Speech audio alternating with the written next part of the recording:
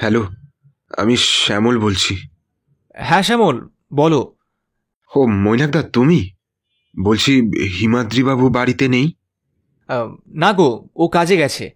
তুমি কি বলার জন্য ফোন করেছিলে আমায় বলতে পারো? আমি হিমাদ্রি বাড়ি এলেই বলে দেবো। আচ্ছা, মানে আসলে মৈনাকদা, আমি বোধহয় জানি লাবর খুনি কে। ওই বাপ মামরা মেয়ে মরেছে তো বাঁচা গেছে, ভাবলাম এতদিন একটু স্বস্তি পাবো, কিন্তু না না না না, আমার কোনো ধর পুত্র আবার টিকটিকি হাজির করলো এখানে। তা বলে আপনারা শোনেননি ওই মেয়ে হার্ট অ্যাটাক করে মারা গেছে? নাকি শুনেও এসেছেন? ও বুঝেছি, আমার গুণধর ছেলে নিশ্চয়ই আবার আপনাদের টাকা পয়সা ঘুষ দিয়েছে।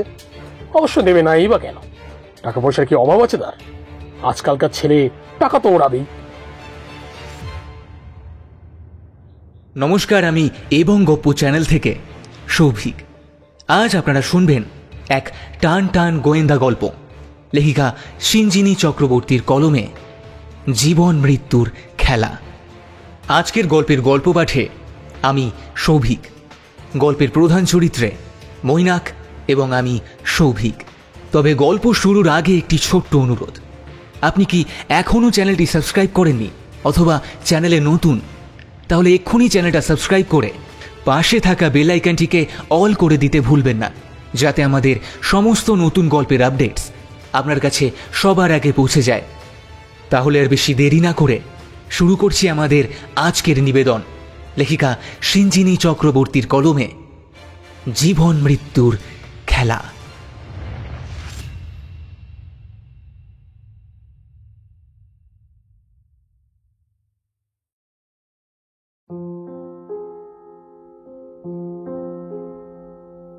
মা, ও ও মা, ও ও ও মা, বাবা, ও বাবা, বাবা, না না, নিয়ে যেও না, আমার মাকে নিয়ে যেও না। ও মা, মা, কথা বলছো না কেন মা? ও বাবা, বাবা, একবার দেখো না, কথা বলো না বাবা, কথা বলো না মা, দেখো না, ওরা তোমাকে আমার থেকে নিয়ে চলে যাচ্ছে, যেও না, যেও না। সদ্য মা বাবাকে হারানো লাবণীর কান্নায় চারদিক ভারী হয়ে ওঠে। কাঁদিস না মা, তোর মা তোর বাবা ওই যে দেখ, ওই আকাশে গেছে ঘুরতে। একদিন ওরা তোকেও নিতে আসবে, তারপর তুইও ওদের সাথে আকাশে ঘুরবি। মামির কথা শুনে চোখে জল এলেও একটা আনন্দ খেলে গেল 5 বছরের লাবণীর। ঠোঁটগুলোকে নাচিয়ে মামিকে বলে উঠল, আচ্ছা, কবে ওরা আমায় নিতে আসবে মামি? আসবে মা, আসবে, ঠিক আসবে। তুই চল আমার সাথে, আজ আমি তোকে তোর পছন্দের খিচুড়ি রান্না করে খাওয়াবো। নিজের স্ত্রী আর ভাগ্নির কথোপকথন শুনে দীর্ঘ নিঃশ্বাস ফেলে শশধরবাবু চলে গেলেন শ্মশানে নিজের বোন আর ভগ্নিপতির শেষকৃত্য সম্পন্ন করতে। দিন এগোতে থাকে নিজস্ব গতিতে। বাবা মা মরা মেয়েটা আস্তে আস্তে বড় হতে থাকে।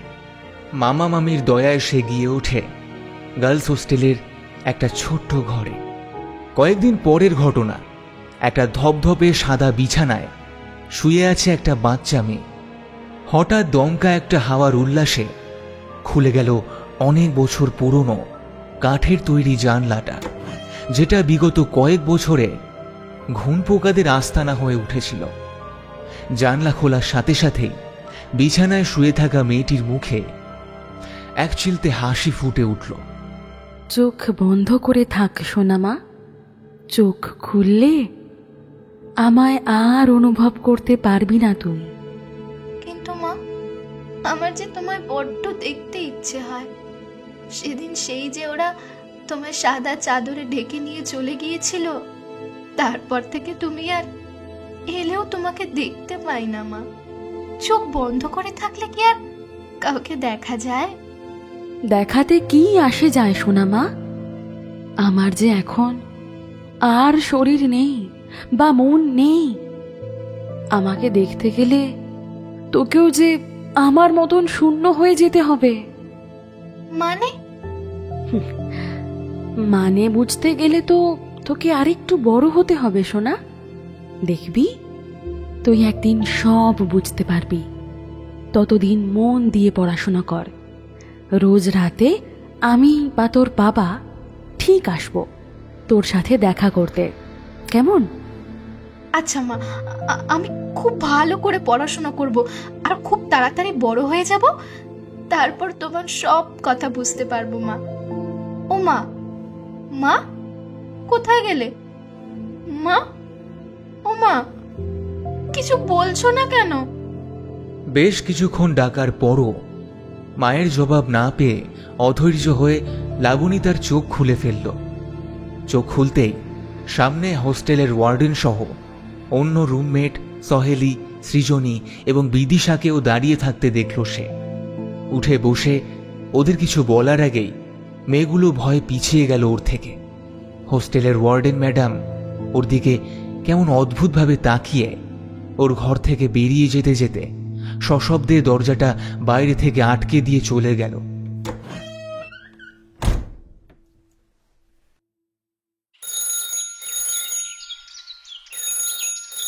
পরের দিন সকালে হঠাৎই বেজে উঠল পুরনো আমলের টেলিফোনটা। ঘরকন্যার কাজে ব্যস্ত ছিলেন লাবণীর মামি শর্মিলা দেবী। শশধরবাবু গলা চড়িয়ে বললেন, কি গো শর্মি, আমি বাথরুমে আছি তো, ফোনটা ধরতে পারছো না? কি রাজকাজ করছো বলো তো তখন থেকে? স্বামীর চিৎকার শুনে আধকাটা আলুটা টেবিলে রেখে দিয়ে শাড়ির আঁচলে হাত মুছতে মুছতে বিরক্ত মুখে উনি ছুটলেন ফোন ধরতে। হ্যালো, কে বলছেন? আমি কি লাবণী মিত্রর বাড়ির লোকের সাথে কথা বলছি? হ্যাঁ, আমি ওর মামি। কি দরকার বলুন? আমি ওর হস্টেলের ওয়ার্ডেন বলছি। আপনাদের বাচ্চা সুস্থ স্বাভাবিক নয়, মাঝরাতে কার সাথে রোজ যেন কথা বলে, নিজে থেকেই হেসে ওঠে। ওকে দেখে হস্টেলের মেয়েরা ভয় পাচ্ছে। ওকে আমাদের এখানে আর রাখা সম্ভব নয়। আপনারা যত তাড়াতাড়ি সম্ভব ওকে এখান থেকে নিয়ে যান। পারলে ভালো ডাক্তার দেখান, ওর মানসিক সমস্যাটা যাতে কমে যায়। এখানে এলে বাকি কথা হবে। রাখছি। বলার পরেই ফোনটা কেটে গেল কট করে, আর হতভম্ব হয়ে দাঁড়িয়ে রইল শর্মিলা দেবী। স্নান সেরে গামছা জড়িয়ে বারান্দায় এসে স্ত্রীকে ওভাবে দাঁড়িয়ে থাকতে দেখে চোখ কুঁচকে এগিয়ে গেলেন শশধর বাবু। কি ব্যাপার, এরকম ঠুটো জগন্নাথের মতন দাঁড়িয়ে আছো কেন? আমার খাবারটা কি এখন আমায় নিজেকে বেড়ে খেতে হবে নাকি? হোস্টেল থেকে ফোন করেছিল। মানে হঠাৎ কেন? এই মাসে পাওনা গন্ড তো মিটিয়ে দিয়ে এসেছি, আবার কি চাই ওদের? ওরা বলছে লাবকে ওরা রাখবে না, ওর নাকি মানসিক সমস্যা আছে। হোস্টেলের মেয়েরা ওকে দেখে নাকি ভয় পাচ্ছে। কি কি আবল তাবল বলছো? হ্যাঁ, লাবর মানসিক সমস্যা আছে মানেটা কি? একটা অতটুকু বাচ্চা মেয়ে, এই তো সেদিন দিয়ে এলাম ওখানে। এর মধ্যে কি এমন ঘটলো যাতে ওদের মনে হচ্ছে মেয়েটির মানসিক সমস্যা আছে? জানি না, এত কিছু তো আর ফোনে বললো না, শুধু ওখান থেকে ওকে নিয়ে আসার কথা বলে ফোনটা কেটে দিল। বাহ, অসাধারণ। এখন বোঝো ঠেলা। বলেছিলাম, বারবার করে বলেছিলাম, অত খরচা করে ওকে পাঠিও না হোস্টেলে। কিন্তু না, তোমার কাছে তোর ভালো থাকাটাই সব। এবার সারা জীবন ঘাড়ে বসে খাওয়াতে হবে ওই বাবা মরা মেয়েটাকে। বিরক্তিকর। শোনো না, আমি বলি কি, তুমি একবার হোস্টেলে কথা বলো। তুমি থামো। তোমার কথা মতো চললে যে একদিন আমাকে শিয়ালদা প্ল্যাটফর্মে বসে বাটি হাতে ভিক্ষা করতে হবে, সে আমি খুব ভালো করে বুঝতে পারছি। এবার থেকে আমি যা বলবো তুমি সেই কথা মতোই চলবে। এখন যাও, আমার ভাতটা বারো গিয়ে। অফিস থেকে ফেরার পথেই বোঝাকে মাথায় করে নিয়ে বাড়ি ঢুকতে হবে। শর্মিলা দেবী আর কথা না বাড়িয়ে মাথা নিচু করে চলে গেলেন নিজের কাজ শেষ করতে। কয়েক বছর পরের ঘটনা। মৈনাক, এই মৈনাক, কি আশ্চর্য! আরে গেলে কোথায় ভাইয়া? আরে আমার দেরি হয়ে যাচ্ছে তো। উফ হিমাদ্রি, এত উতলা তো চোখের সামনে খুন হতে দেখলেও হও না। বাপরে বাপ, কি দিনকাল দেখতে হচ্ছে আজকাল। মস্করা করছো তো মৈনাক? তুমি আর কি বুঝবে ভালোবাসার তেজ। নিজে তো ব্রহ্মচর্য পালন করবে বলে পণ করেছো, তাই এই রসের থেকে তুমি আজীবন বঞ্চিতই রয়ে যাবে। রক্ষে করো বাবা, ওই রসের আমার দরকার নেই। এখন যাও দেখিনি, একজন তো অনেকক্ষণ থেকে তোমার বাড়ির নিচে দাঁড়িয়ে অপেক্ষার প্রহর গুনছে। ওই বেচারিকে আর অপেক্ষা করিয়ে রেখো না ভায়া। কি, মাধবী এখানে? আর তুমি আমাকে সেটা এখন জানাচ্ছ? কি হাসছো কেন এরকম পাগলের মতন? হিমাদ্রি ভায়া, পাগল আমি নই, পাগল তুমি হয়ে গেছো। একেবারে বদ্ধ উন্মাদ যাকে বলে। তোমার মাধবীকে নিয়ে যেই একটা কিছু বললাম অমনি তুমি এরকম পাগলামো শুরু করে দিলে। গোয়েন্দা হিমাদ্রি মিত্রর এ কি অবস্থা? এত তুখর বুদ্ধিসম্পন্ন গোয়েন্দা কিনা শেষে এটা ভুলে গেল যে তার প্রিয় মাধবী কলেজে পড়ে এবং আজ সে কলেজ থেকে বেরিয়ে তবেই তার গোয়েন্দা প্রেমিকের সাথে দেখা করবে, আর তার কলেজের ছুটির সময় এখনো হয়নি। হিমাদ্রি মনে মনে নিজের ভুলের জন্য লজ্জিত হলেও মুখে কিছু বলল না। হ্যাঁ হ্যাঁ হ্যাঁ, ঠিক আছে, আমার দেরি হয়ে যাচ্ছে, আমি বেরোলাম। বলেই হিমাদ্রি বেরিয়ে চলে গেল।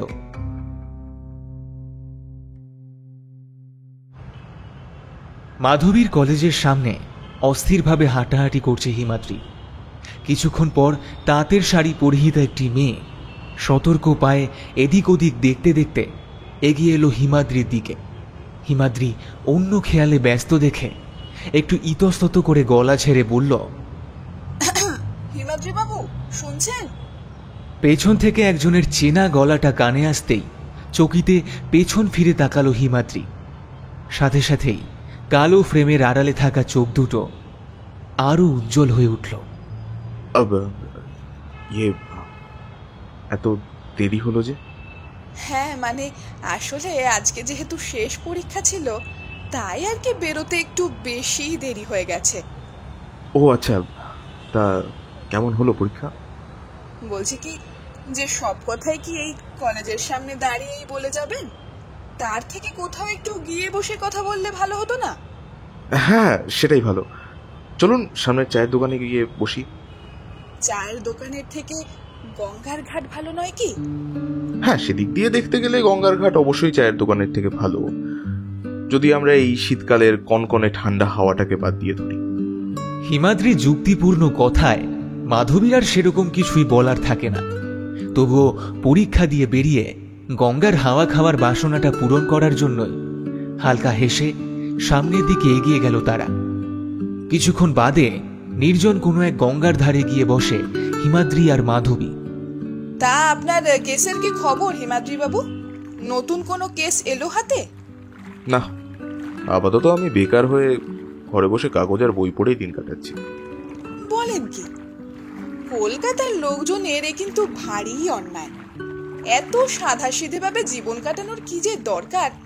বেশ নিত্য নতুন ঘটনা ঘটাবে তবে তো আপনাদের মতন মানুষজনের জীবনটা আর কাগজ কিংবা বই পড়ে কাটাতে হবে না। একটু ভুল বললেন, কলকাতার মানুষ ভালো হয়ে যায়নি। যাদের অসৎ পথে জীবন চালানোর তারা কারোর পরোয়া না করেই সেসব করে যাচ্ছে, কিন্তু সেসব নিতান্তই সাধারণ খুন জখম ছিনতাই, যেগুলোর অপরাধী ধরার জন্য কলকাতার পুলিশ বিভাগই যথেষ্ট। কলকাতার মানুষজন ভালো হয়ে যায়নি, তারা বোকা হয়ে গিয়েছে।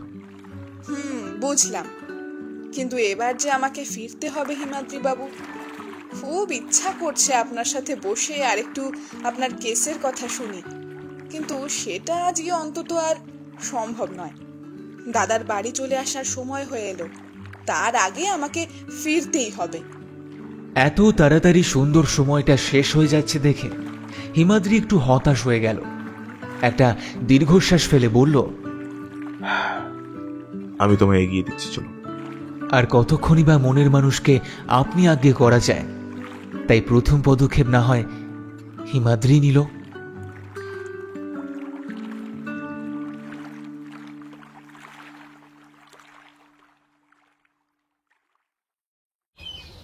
মৈনাকদা, তুমি তোমার বন্ধুটিকে একটিবার বলে দেখো না, যদি সে একবার অন্তত ওখানে গিয়ে সমস্ত বিষয়টা একটু খতিয়ে দেখে আসে।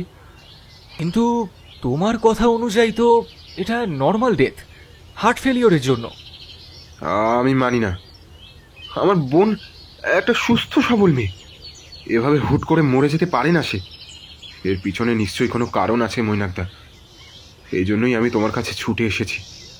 তুমি দয়া করে হিমাদ্রি বাবুকে রাজি করিয়ে একটিবার বাড়িতে এসো, আমি নিশ্চিত উনি ঠিক কিছু একটা আন্দাজ করে বলতে পারবেন। শ্যামল, আমি দেখছি হিমাদ্রি বাড়ি ফিরুক, আমি ওর সাথে নিশ্চয়ই কথা বলবো। তারপর ও যদি রাজি হয় তখন না হয়। হ্যাঁ হ্যাঁ, ঠিক আছে। আমায় অনেকটা নিশ্চিন্ত করলে মৈনাকদা। আমি আজ উঠি তাহলে। যদি বাড়িতে আসেন আগে থেকে একটু জানিয়ে রেখো সম্ভব হলে। হ্যাঁ। সে কি, এক কাপ চাও খাবে না? না গো, আজ আর হবে না। বুঝতেই পারছো বাড়ির পরিস্থিতি। আচ্ছা বেশ, ঠিক আছে, চলো তবে তোমায় এগিয়ে দিই। শ্যামলকে নিয়ে পাড়ার মোড় পর্যন্ত এগিয়ে দিয়ে ফেরার পথে হিমাদ্রিকে হেঁটে আসতে দেখে দাঁড়িয়ে পড়লাম। হিমাদ্রি আমাকে দেখে অবাক হয়ে বলল, কি ব্যাপার মৈনাক, এখানে কি করছো একা একা দাঁড়িয়ে? বাড়ি চলো ভায়া, কথা আছে। কি কথা বলো তো? ও বুঝেছি, কেউ আবার হয়তো নতুন কোনো কেস নিয়ে তোমার কাছে এসে অনুরোধ করে গেছে যাতে তুমি তোমার এই অধম বন্ধুটিকে সেটা নেওয়ার জন্য রাজি করতে পারো, কি তাই তো? হিমাদ্রির কথা শুনে রাস্তার মাঝখানেই দাঁড়িয়ে পড়লাম আমি। অবাক দৃষ্টিতে ওর দিকে চেয়ে বললাম, এই কি করে বুঝে যাও বলো তো? লেখক বাবু, এটাই তো আমার একমাত্র অস্ত্র। এটাকে তো সান দিয়ে রাখতেই হবে, না হলে যে ভোঁতা হয়ে যাবে। এবারে বলো দেখি, কে এসেছিল আর কি বলে গেছে? এসেছিল আমারই এক চেনা প্রকাশক বন্ধু শ্যামল। ওর এক বোন আছে লাবণী, ওই মামাতো বোন আর কি। খুব ছোটবেলায় লাবণীর মা বাবা একটা গাড়ি দুর্ঘটনায় মারা যান। তারপর কয়েক মাস লাবণী ওদের বাড়িতে থাকলেও ওর মা, মানে লাবণীর মামি, ওকে হোস্টেলে পাঠিয়ে দেয়। কিন্তু কিন্তু কি? ওকে কদিন পরই নাকি বাড়ি পাঠিয়ে দেয়। কেন? ওর নাকি মানসিক সমস্যা রয়েছে, আর তারপর থেকেই ওকে কোনো হোস্টেলেই রাখতে চায় না। তারপর কয়েক বছর পর ওকে নাকি ওর পুরনো বাড়িতে ফেরত পাঠিয়ে দেওয়া হয়, আর তার কয়েক মাস পরই নাকি ওকে ওর ঘরে পড়ে থাকতে দেখা যায়। কাজের মেয়ে দেখে নাকি ওদের বাড়িতে ফোন করে জানায়। পরে ডাক্তারকে ফোন করলে উনি এসে মৃত ঘোষণা করেন। কিভাবে হলো মৃত্যু? Normal heart attack. তবে এখানে আমার কাজ কি? আমি কি মৃত মানুষকে ফিরিয়ে আনার কারবার করি? না তো, আমার কাজ সত্যিকে সামনে আনা। আমি কি হিসেবে ওদের বাড়ি যাব বলো তো? কোন সত্য অনুসন্ধান করতে যাব? আর সব থেকে বড় কথা, ওরা আমায় সেটা করতে দেবেই বা কেন, যেখানে মৃত্যুটার কারণ এখন নর্মাল? তবে আমি ফোন করে বলে দিই যে তুমি না করে দিয়েছ। সেসব তোমার দেখার বিষয়, আমি চললুম। বলেই হিমাদ্রি গটগট করে হেঁটে চলে গেল, আর আমি কাঁচুমাচু মুখ করে ওর পেছন পেছন এগুলাম ওর বাড়ির দিকে। পরের দিন সকালবেলা হিমাদ্রি আরাম কেদারায় বসে খুঁটিয়ে খুঁটিয়ে সকালের কাগজটা পড়ছে। আমি সকাল সকাল বেরিয়ে গেছিলাম কলেজ স্ট্রিটের উদ্দেশ্যে একটা জরুরি বইয়ের সন্ধানে। বই না পেয়ে মনমরা হয়ে বাড়ি ফিরে হিমাদ্রির সামনে একটা চেয়ার টেনে বসলাম। হিমাদ্রি খবরের কাগজ থেকে মুখটা না তুলেই বলল, কি ব্যাপার ভাইয়া, মুখের অবস্থা এমন বাংলার পাঁচের মতো কেন? ধুর, আর বলো না, একটা বই সেই কতদিন ধরে খুঁজে চলেছি, কোথাও পাচ্ছি না। এদিকে বইটার খুবই দরকার। হঠাৎই দরজায় কলিং বেল বেজে উঠল। হিমাদ্রি কাগজ পড়তে পড়তেই হাঁক দিল, হারাধন, দেখ তো কে এলো। হ্যাঁ, যাই দাদা বাবু। গামছায় হাত মুছতে মুছতে হারাধন দরজা খুলে দিল। কাল সন্ধেয় আসা সেই ভদ্রলোককে দরজার বাইরে দাঁড়িয়ে থাকতে দেখে একটু হেসে বলল, আগে আগে আসুন, মৈনাক বাবু এই সবে ফিরলেন। একটু বসুন, আমি ডেকে দিচ্ছি। আর মানে হিমাদ্রি বাবু আছেন কি? উনি থাকলেই হবে, খুব জরুরি দরকার, একটু যদি ডেকে দিতেন। আচ্ছা আচ্ছা, ঠিক আছে। হারাধন তাকে দরজায় দাঁড় করিয়ে রেখে হাঁক পেরে হিমাদ্রি বাবুকে জিজ্ঞাসা করে, দাদা বাবু, একজন ভদ্রলোক এসেছেন। কালকেও ইনি এসেছিলেন কি যেন দরকারে, তখন আপনি ছিলেন না। হিমাদ্রি ভেতর থেকে গলা ছড়িয়ে বলল, ভেতরে পাঠিয়ে দে, আর 3 কাপ চা করে আনিস। হারাধন চলে যাওয়ার পর কাগজটা মুড়ে আড়মোড়া ভেঙে সোজা হয়ে বসতে বসতেই শ্যামল এসে উপস্থিত হলো। হিমাদ্রিকে দেখে শ্যামল যে বেশ খুশি হয়েছে তা তার চোখে মুখে যেন বেশ স্পষ্ট। হিমাদ্রি বসতে ইশারা করলে শ্যামল সামনে একটা ফাঁকা চেয়ারে বসতে বসতে বলল, নমস্কার হিমাদ্রি বাবু, আমি শ্যামল ভট্টাচার্য। আমি কাল এসেছিলাম, মৈনাকদার সঙ্গে বসে বেশ কিছুক্ষণ কথা বলেছি। তবুও আজ একটা জিনিস দেখাবো বলে বাধ্য হয়ে এলাম। আচ্ছা, মৈনাকদা কি আমার ব্যাপারে কিছু বলেছে আপনাকে? হ্যাঁ, আমি শুনেছি, কিন্তু দেখুন এই ক্ষেত্রে আমার... হিমাদ্রির কথা শেষ হওয়ার আগেই শ্যামল হঠাৎ উত্তেজিত হয়ে বলে উঠল, হ্যাঁ হ্যাঁ জানি, আপনিও সবার মতন ভাবছেন যে আমার বোন সাধারণ হার্ট অ্যাটাকে মারা গেছে, কিন্তু সেটা সত্যি নয়। আমার বোন এভাবে মারা যেতে পারে না। আমি জানি ওকে ওকে ঠিক কেউ খুন করেছে। বিশ্বাস করুন, ওকে খুন করা হয়েছে। আপনার কেন এরকম মনে হচ্ছে সেটা বলবেন কি? যেখানে ডাক্তার নিজে বলেছে আপনার বোনের মৃত্যু একদম নর্মাল, আপনি কি ডাক্তারকেও ভরসা করতে পারছেন না? হিমাদ্রির কথা শুনে শ্যামল চুপ করে গেল। খানিকক্ষণ কেটে যাওয়ার পর হঠাৎ কি মনে হতে অস্থিরভাবে নিজের ব্যাগ হাতড়াতে লাগলো। তারপর একটা কাগজে চিরকুট বের করে এগিয়ে দিল হিমাদ্রির হাতে। হিমাদ্রি কাগজটা খুলতেই চোখে পড়ল একটা 2 লাইনের লেখা।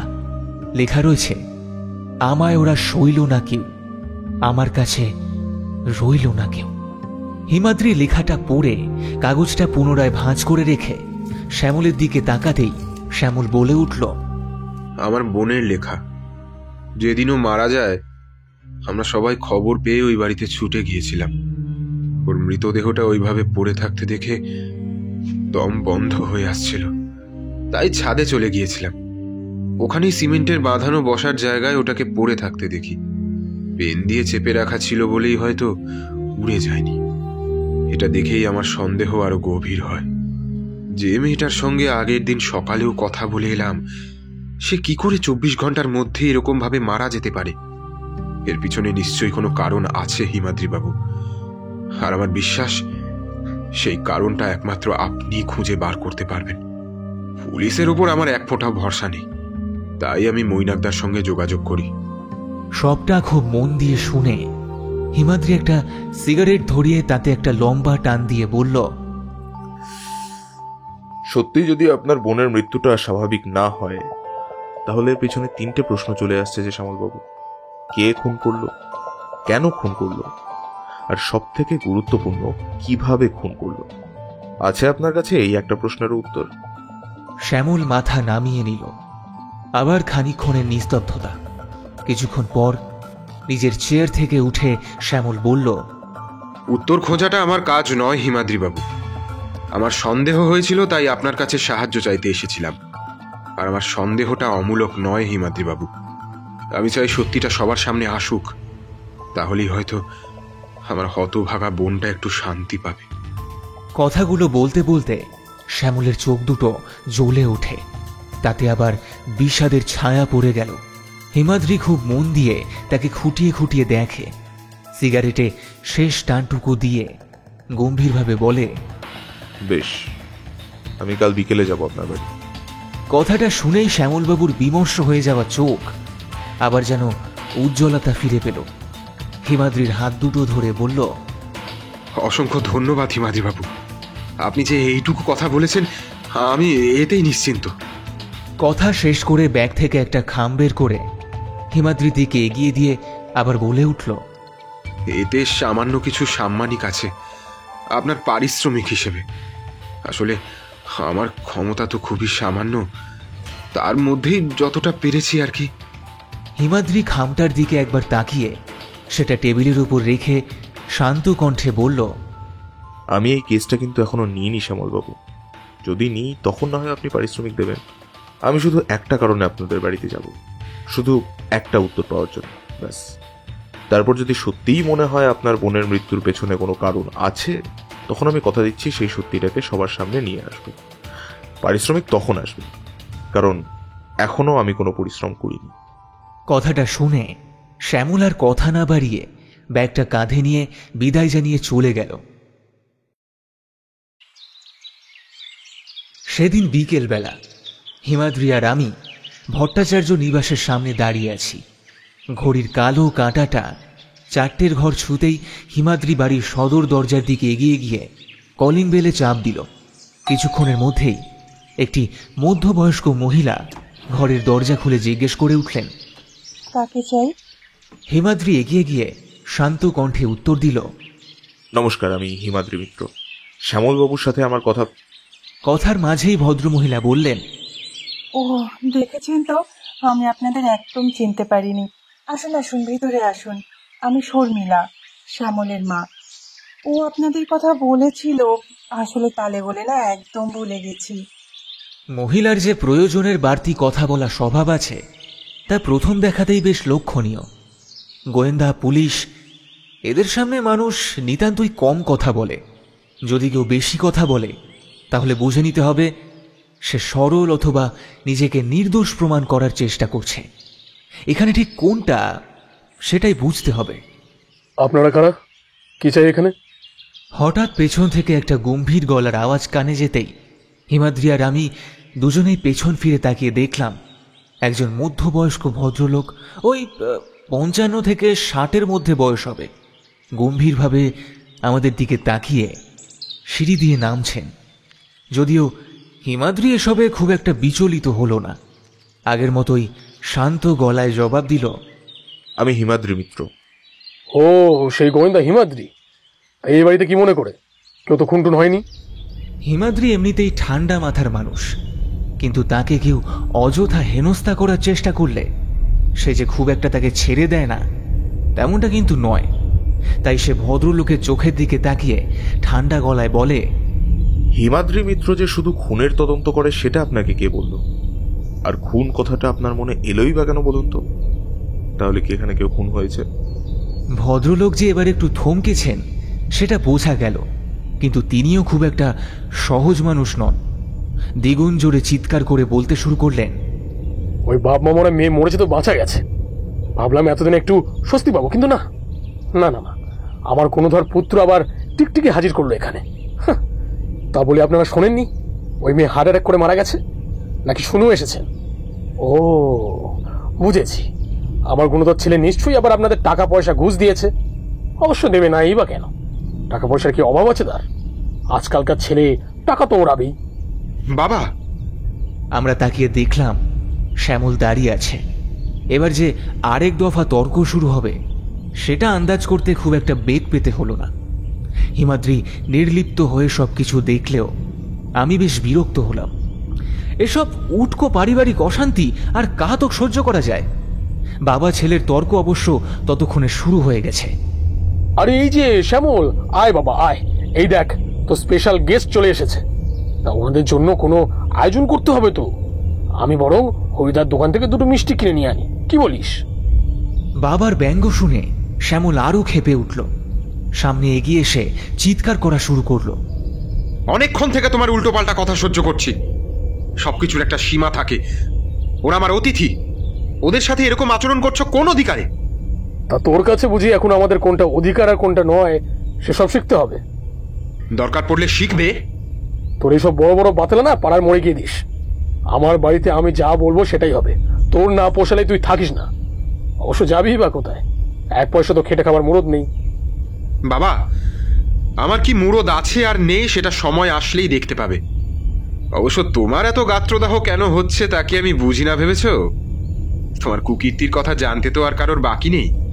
এই যে এত বড় বড় কথা বলছো, তোমার আসল চেহারাটা সবার সামনে টেনে নিয়ে এলে ভাবতে পারছো কি হবে? হ্যাঁ, কুলাঙ্গার ছেলে, এই জন্য খাইয়ে পড়িয়ে মানুষ করেছি তোকে। দেখো শর্মি, দেখো তোমার ছেলের কত উন্নতি হয়েছে। দেখো কার না কার মুখে কি শুনেছে, সেই নিয়ে নিজের বাবাকে হুমকি দিচ্ছে, তাও দুটো বাইরের লোকের সামনে। বাহ, এটাই তো দেখার বাকি ছিল আমার। ছেলের কথায় শ্যামলী দেবী বেশ বিপদে পড়েছেন। ছেলেকে সামলাবেন না স্বামীকে, এই নিয়ে সে বিভ্রান্ত। গোয়েন্দাদের সামনে কি যে সব বলে ফেললো শ্যামল, এর জের যে তাদেরই পোয়াতে হবে সেটা একদম সত্যি। তবুও সে ছেলেকে সামলানোর জন্য তার কাছে গেল ঠিকই, তবে শ্যামল এখন এতটাই উত্তেজিত যে তাকে সামলানো অতটা সহজ হলো না। সে চিৎকার করে বলল, আমাকে কিছুই বলতে হতো না যদি না তুমি এরকম অভদ্রের মতন আচরণ করতে। যাই হোক, কথায় কথা পারবি। হিমাদ্রি বাবু, মৈনাকদা, আপনারা চলুন আমার সাথে। আমার ঘরে বসেই না হয় কথা বলা যাবে। হিমাদ্রি আর আমি দুজনেই সম্মতি জানিয়ে সিঁড়ি দিয়ে শ্যামলের সঙ্গে উপরের দিকে এগিয়ে গেলাম। তাদের আচরণে অনেক কিছুই আন্দাজ করা সম্ভব হলো। আসলে মানুষ ঠান্ডা মাথায় থাকলে তার পক্ষে ম্যানুপুলেট করাটা খুবই সহজ হয়, কিন্তু উত্তেজিত থাকলে না চাইতেই তাদের মুখ থেকে অনেক কথা খসে পড়ে যায়। তাই হিমাদ্রি বেশ নির্বিঘ্নেই রইল। সিঁড়ি দিয়ে উঠতে উঠতেই হিমাদ্রি হঠাৎই শ্যামলকে জিজ্ঞেস করল, আচ্ছা, আপনার বোনের ঘরটা কোন দিকে? এই তো এই সিঁড়ি দিয়ে সোজা উঠে একদম শেষের ঘরটাতেই। আপনি যাবেন? হ্যাঁ, একবার যাওয়া দরকার। বেশ, চলুন তাহলে, ওখানেই বসে কথা বলা যাবে। এই হিমাদ্রি, এই মেয়েটির মামা লোকটি কিন্তু আমার ঠিক সুবিধা ঠেকছে না।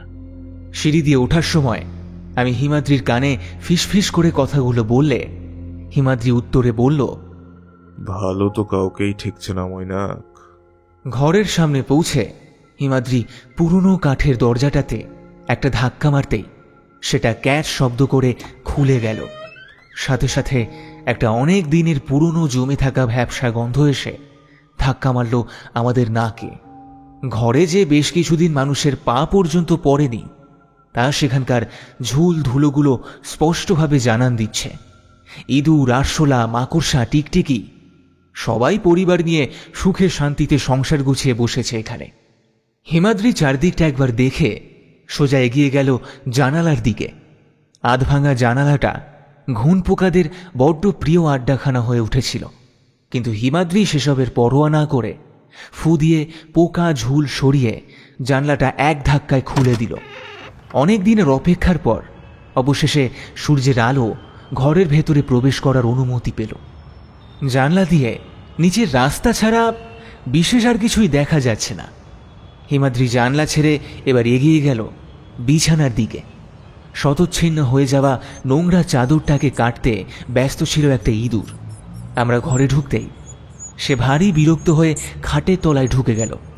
বিছানার সামনে এসে চারপাশটা একবার চোখ বুলিয়ে হিমাদ্রি হঠাৎই বলে উঠল, বাড়ির কাজের লোকের ঘরও এর থেকে বেশি পরিষ্কার পরিচ্ছন্ন করে রাখা হয়। হিমাদ্রির কথার ইঙ্গিত শুনে লজ্জায় শ্যামল মাথাটা নামিয়ে নিল। তখনই দরজার পেছন থেকে একজনের গলা ভেসে এলো, কাজের লোকেরাও সংসারের প্রয়োজনে লাগে হিমাদ্রি বাবু। ওই মেয়ে এই সংসারে বোঝা ছাড়া আর কিছুই ছিল না। তুমি আবার এখানে এসে শুরু করে দিলে। কি চাই বলো তো তোমার? কেন বারবার ওনাদের বিরক্ত করছো? ওনাদের নির্বিঘ্নে কাজ করতে তাও বলছি। আমার বাড়িতে আমি কি করব না করব, কোথায় যাব না যাব, সেই সিদ্ধান্ত একান্ত আমার। তোকে জবাবদিহি কেন করবো আমি? এখনো তো আমার পয়সাতে বসে বসে খাস, তারপরেও এত বড় বড় কথা কোত্থেকে আসে ভগবানই জানে। বাবা ছেলের যে আরেক দফা ঝগড়া শুরু হতে চলেছে সেটা বুঝতে পেরে হিমাদ্রি মাঝখানে বলে ওঠে, শশধর বাবু, ও যদি এতটাই বোঝা হয় আপনাদের, তবে আপনারা ওর বাবা মা মারা যাওয়ার পর ওকে নিয়ে এসেছিলেন কেন আপনাদের বাড়ি? শশধরবাবু এবার সামনে এসে বললেন, নিয়ে এসেছিলাম কি আর সাধে? ওদের পুরো গোষ্ঠী হলো বচ্চাতের দল। যেই খবর পেল অমনি আমাদের ঘাড়ে গুছিয়ে দিয়ে সব কটা কেটে পড়লো। মেয়েটা মূল্য কি বাঁচলো কেউ খোঁজ নেয়নি। যেই সম্পত্তির কথা মাথায় এলো অমনি যেন এক একজনের দরদ উতলে পড়তে লাগলো। ভেবেছে আমরা ঘাসে মুখ দিয়ে চলি, কিচ্ছু বুঝি না। বেশ হয়েছে, একটাও সম্পত্তি পাইনি। চোখ সরু করে হিমাদ্রি একটা সিগারেট ধরালো, কিন্তু প্রশ্নটা করলাম আমি, সম্পত্তি? আমার প্রশ্নের উত্তর দিল শ্যামল, হ্যাঁ, আসলে বোনদের অনেক সম্পত্তি আছে। যে বাড়িতে ওরা থাকতো সেটা বিশাল 7 মহলা বাড়ি, ব্রিটিশ আমলে বানানো। পেছনেও অনেকটা অংশ এ জমি জায়গা রয়েছে। ওদের পূর্বপুরুষরা সাহেবদের পা চেটে রায় বাহাদুর উপাধি পায়, আর তারপরেই এত রমরমা। যদিও এখন সেসব কিছুই নেই, সবটাই আগাছার জঙ্গলে ভর্তি। তবে জমি বাড়ির মূল্য এখনো কয়েক লক্ষ টাকা। বলো কি? আমি সবটা শুনে বিস্মিত হয়ে গেলাম। একটা ইঙ্গিতপূর্ণ দৃষ্টিতে হিমাদ্রির দিকে তাকালাম। সে তখনও চুপচাপ সিগারেট খেয়ে চলেছে। তবে এবার সে প্রশ্ন করে উঠল, আপনার বোনের মৃত্যুর পর তাহলে অত বিশাল জমি বাড়ির মালিকানা কে পাবে? কেউ পাবে না, কেউ পাবে না। সাথে বললাম ওই পরিবারের সব কটা নেমো খারাপ। শশধরবাবু আবার উত্তেজিত হয়ে কথাগুলো বলে উঠলে হিমাদ্রি প্রশ্ন করে, কেউ পাবে না মানে? অত সম্পত্তির কি হবে তাহলে? আসলে এখানেই একটা অদ্ভুত ব্যাপার আছে হিমাদ্রি বাবু। আমার বোনের মৃত্যুর আগে অবধি সব কিছুই জানতাম না। যেদিন ও মারা গেল সেদিন সন্ধ্যের দিকে ওদের পরিবারের একটা উকিলের ফোন এলো। ওদের সমস্ত জমি জায়গা এমনকি বাড়িটাও একটা অনাথ আশ্রমকে দান করে দেওয়া আছে, অনেকদিন আগে থেকেই। তবে আপনার বোন সেখানে থাকতো কি হিসেবে? এখানেই হচ্ছে আসল ব্যাপার। বোন যতদিন বেঁচে ছিল ততদিন সে সবকিছুই ভোগ করবার অধিকার ওর ছিল, বুঝলে, তাই লেখা আছে। কিন্তু ওর মৃত্যুর পর সমস্ত সম্পত্তি হস্তান্তরিত করে দিয়ে গেছেন ওর বাবা। আংশিকভাবে বোন মালিকানা পেলেও এখন সেই বাড়ির আসল মালিক কোনো এক বেসরকারি অনাথ আশ্রম। কথাগুলো শুনে হিমাদ্রি চুপ করে গেল। গভীর কোনো ভাবনায় নিজেকে একেবারে ডুবিয়ে নিল। হিমাদ্রির এই রূপটা অবশ্য আমার অচেনা নয়। যখনই কোনো প্রশ্নের উত্তর খুঁজতে গিয়ে আরও কয়েকটা প্রশ্ন মাথায় এসে করা নাড়ে, তখনই তার মুখের ভাব ঠিক এমনই হয়ে যায়। সামনে তখন পুরো পৃথিবী জলের তলায় ডোবার উপক্রম হলেও তার কিছুই যায় আসে না। শুধু মাঝে মাঝে সিগারেটের রিং ছেড়ে প্রশ্নের জটিল জটের সমাধান করতে এটুকু নীরবতা তার প্রাপ্য। এভাবেই কেটে গেল বেশ কিছুক্ষণ। হিমাদ্রি এই সময়টুকুতে কি ভাবলো না ভাবলো তা হয়তো ও ছাড়া স্বয়ং ভগবানও জানেন না। হঠাৎই হিমাদ্রি ঘরে উপস্থিত সকলের দিকে একবার তাকিয়ে গম্ভীর স্বরে বলে উঠল, শ্যামলবাবু, আপনার কেসটা আমি নিলাম। কথাটা শুনেই শ্যামলবাবুর চেহারায় সেই পুরনো উত্তেজনা ফেরত এলো। আনন্দের সঙ্গে বলে উঠল, সত্যি হিমাদ্রিবাবু, আপনি বুঝেছেন আমার বোনের মৃত্যু স্বাভাবিক নয়? আমি জানতাম আমার সন্দেহ মিথ্যে হতে পারে না। আমার বাবা আর বোনকে আমি চিনব না?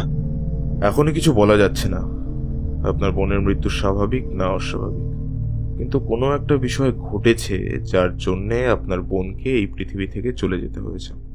আগে সেই কারণটা আমি খুঁজে বের করি, তারপর না হয় দেখা যাবে কিভাবে আপনার বোনের মৃত্যু হয়েছে। বেশ বেশ, সে আপনি যা ভালো বোঝেন তাই করুন। যদি কোনো সাহায্য লাগে আমায় একবার জানাবেন, আমি সাধ্য মতন চেষ্টা করব। শশধরবাবু এতক্ষণে চুপচাপ শুনছিলেন সবটা। এবার আর থাকতে না পেরে বিরক্ত গলায় বলে উঠলেন, যত সব আদিক্ষেতা। তারপর ঘর থেকে বেরিয়ে কোথাও চলে গেলেন গটগট করে। হিমাদ্রি সেদিকে একবার তাকিয়ে শ্যামলকে উদ্দেশ্য করে বলল, কাল একবার আপনার বোন যেখানে থাকতো মানে ওই বাড়িটাই যেতে চাই, সম্ভব? হ্যাঁ হ্যাঁ, নিশ্চয়ই। কাল সকাল 10টায় তৈরি হয়ে থাকবেন, আমি আপনাদের নিয়ে যাব। বেশ। সিঁড়ি দিয়ে নামতে নামতে একবার শর্মিলা দেবীর দিকে সৌজন্যসূচক হাসি হেসে এগোতে লাগলাম আমরা দুজন। আমাদের সাথে সাথেই শ্যামলও একটু ইতস্তত করে আসছিল। হিমাদ্রি তার দিকে তাকিয়ে বলল, চা খাওয়াতে পারলেন না বলে অযথা চিন্তা করবেন না, সেটা পরে খেয়ে নেওয়া যাবে, আগে কেসটা মিটুক।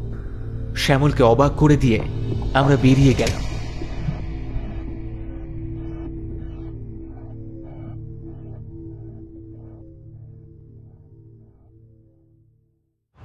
পরের দিন সকাল সকাল হিমাদ্রি তৈরি হয়ে নিয়েছিল।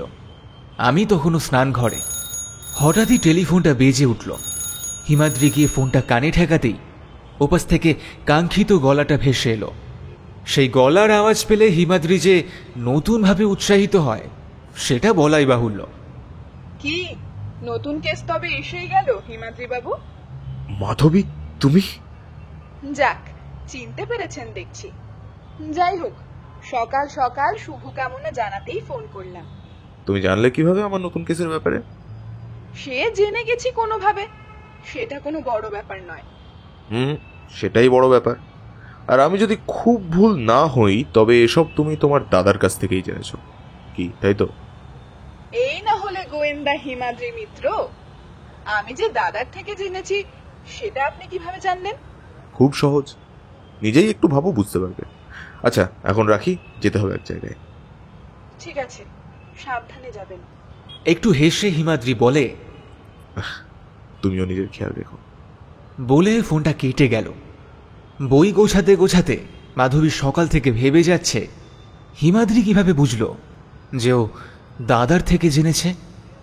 নিজের মনেই নিজে কথা বলে যাচ্ছে, আচ্ছা, আমার জায়গায় যদি উনি থাকতেন তাহলে কিভাবে ভাবতেন? কিরে, তখন থেকে কি বিড়বিড় করছিস? কখন থেকে ডাকছি? আরে বাবা, কলেজের জন্য দেরি হয়ে যাচ্ছে তো, যাবি না নাকি?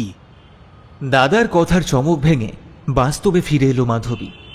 নিজেকে সামলে দাদাকে জিজ্ঞেস করলো, আচ্ছা দাদা, তোমার ওই বন্ধুটির যে বোন মারা গেছে বললে, তার ব্যাপারে উনি কি সন্দেহ করছেন?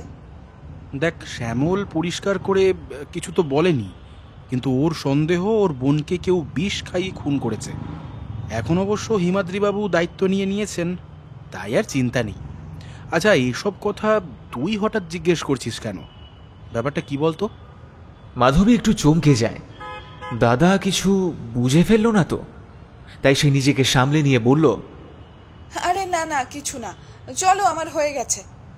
এই বলে মাধবী দাদার সঙ্গে কলেজের উদ্দেশ্যে রওনা হলো। দরজায় কড়া নাড়ার আওয়াজ। হারাধন রান্নাঘরে সবজি কাটতে ব্যস্ত ছিল, তাই তাকে আর বিরক্ত না করে হিমাদ্রি নিজেই গিয়ে দরজা খুলে দেখে সামনে শ্যামল দাঁড়িয়ে। খানিকক্ষণের মধ্যেই তিনজনে বেরিয়ে পড়লাম লাবণীর বাড়ির উদ্দেশ্যে। প্রায় ৩০-৩৫ মিনিট পর দক্ষিণ কলকাতার একটা পুরনো অঞ্চলে এসে পৌঁছলাম। সেখানেই স্বমহিমায় মাথা উঁচু করে দাঁড়িয়ে রয়েছে বিশালাকার একটা পুরনো বাড়ি। বাড়ি না বলে রাজপ্রাসাদ বললে যেন ভালো হয়, কিন্তু চাকচিক্য আভিজাত্য কিছুই আর অবশিষ্ট নেই। জরাজীর্ণ ভগ্নপ্রায় হলেও ভেঙে পড়েনি একেবারে। মোটা মোটা থামের ওপর ভর দিয়ে দাঁড়িয়ে থাকার চেষ্টা চালিয়ে যাচ্ছে। লোহার গেট দিয়ে ঢুকে সামনে কিছুটা খোলা প্রান্তর, আর একপাশে একটা আধভাঙা ময়লা ফোয়ারার ওপর ডানা ভাঙা দুটো পরী দাঁড়িয়ে আছে। কোনো এককালে হয়তো এখানে সুন্দর বাগান ছিল, তার মাঝে ফোয়ারার জল পড়ত, যদিও এখন সেসব অবাস্তব কল্পনা মাত্র। হিমাদ্রি চারদিকটা দেখতে দেখতে ভেতরে প্রবেশ করল। সদর দরজা খোলাই ছিল। বোধহয় আমাদের আগমনের খবর আগে থাকতেই শ্যামলবাবু দিয়ে রেখেছিলেন। হিমাদ্রি চারপাশটা তীক্ষ্ণ নজরে পর্যবেক্ষণ করতে করতে সিঁড়ি দিয়ে ওপরে উঠে গেল। আমরাও পেছন পেছন। ওপরে একটা মাত্র ঘরেই আলো জ্বলছিল এবং দরজাটাও খোলা ছিল। সেটাই যে লাবণী অর্থাৎ শ্যামলের বোনের ঘর, তা বুঝতে অসুবিধে হলো না। ঘরে ঢুকে হিমাদ্রি শ্যামলকে প্রশ্ন করল, এই বাড়িতে লাবণী দেবী ছাড়া আর কে কে থাকতো? থাকার মধ্যে ওই তো সাবিত্রী মাসি রান্না বান্না করতো, সকালে আসতো, বিকেল বিকেল চলে যেত। আর হরি কাকা কাজের লোক, বাসন কোসন মেজে ঘর মুছে চলে যেত। রাতে তার মানে আপনার বোন এই বাড়িতে একাই থাকতো, তাই তো? হ্যাঁ, মানে আসলে প্রথম থেকে এরকম ছিল না। সাবিত্রী মাসি আগে এই বাড়িতেই থাকতো, তারপর কয়েকদিন বাদে উনি বললেন যে উনি এবার থেকে সকালে এসে রান্নাবান্না করে বিকেলের মধ্যে বাড়ি চলে যাবেন। ততক্ষণে হিমাদ্রির ঠোঁটে সিগারেট এসে গিয়েছে। একটা দেশলাইয়ের খোঁচায় আগুন ধরিয়ে সেটা জ্বালিয়ে ঠোঁট টিপে বলে, কেন, কিছু বলেছেন? না, কারণ সেভাবে কিছুই বলেছে বলে তো শুনিনি। হঠাৎ এতদিনের কাজের লোক এরকম প্রস্তাব দিল কেন? যেখানে একটা ছোট মেয়েকে সারা রাত এই এত বড় বাড়িতে একা থাকতে হবে সেটা জেনেও আপনাদের ব্যাপারটা নিয়ে প্রশ্ন জাগেনি? আচ্ছা, আজকে বাড়িতে দুজনেই উপস্থিত আছে তো? একটু ইতস্তত করে শ্যামল বলল, আগে আমি পুরুষ মানুষ, কাজের লোক নিয়ে সত্যি এত ভাবিনি। আর হ্যাঁ, সবাই আছেন, আমি কালই সবাইকে বলে রেখেছি। আধ খাওয়া সিগারেট আমার হাতে ধরিয়ে দিয়ে হিমাদ্রি বলল, আমি সবার সাথে আলাদা আলাদা করে কথা বলতে চাই, এই ঘরে আসতে বলুন। আচ্ছা, প্রথমে কাকে পাঠাবো? সাবিত্রী মাসিকে পাঠিয়ে দিন। ঘাড় নেড়ে শ্যামল বিদায় নিতেই হঠাৎ হিমাদ্রি তাড়াহুড়ো শুরু করলো।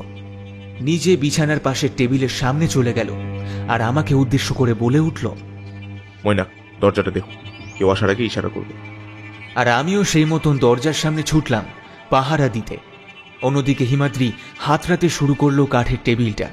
দুটো গল্পের বই ছাড়া আর বিশেষ কিছুই নেই। সেগুলোও হিমাদ্রিকে তেমন কোনো ক্লু দিতে পারল না। এরপর সে এগোলো আলমারির দিকে।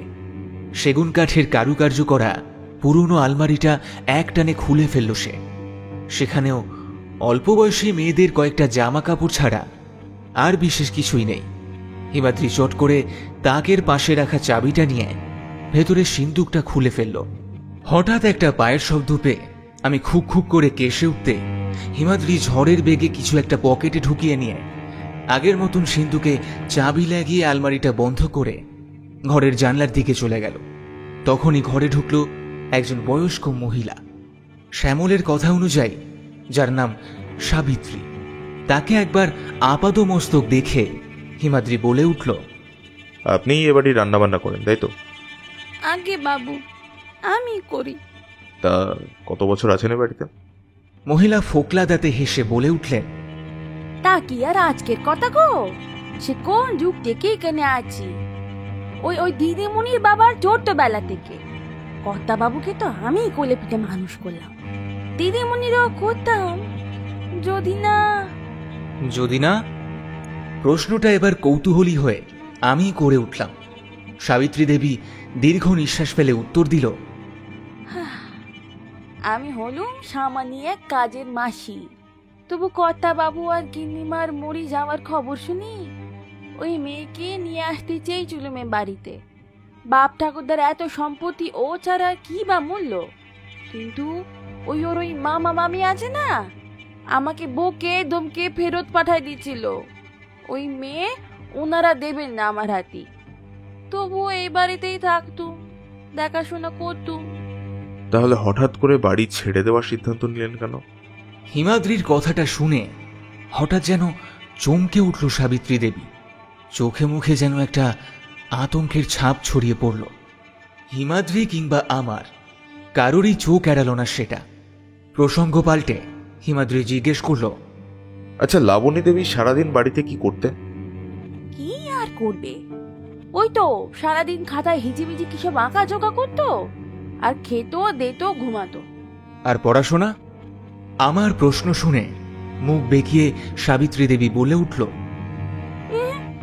সেসবের দ্বারই দাঁড়তো না। যদিও সেসব ওর দ্বারা হতো নি। আমার মেয়েকে আর কোন স্কুলেই বা নেবে, কোন কলেজেই বা পড়বে ও? কেন?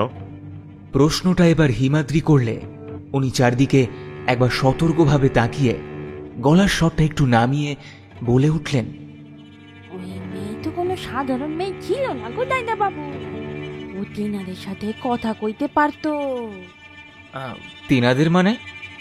বুড়ির কথা সে সময় বুঝতে না পেরে আমরা সরল মনে প্রশ্ন করলেও সাবিত্রী দেবী সেটা শুনে বেশ রেগে গেল আর বলল, এই চুপ, একদম চুপ।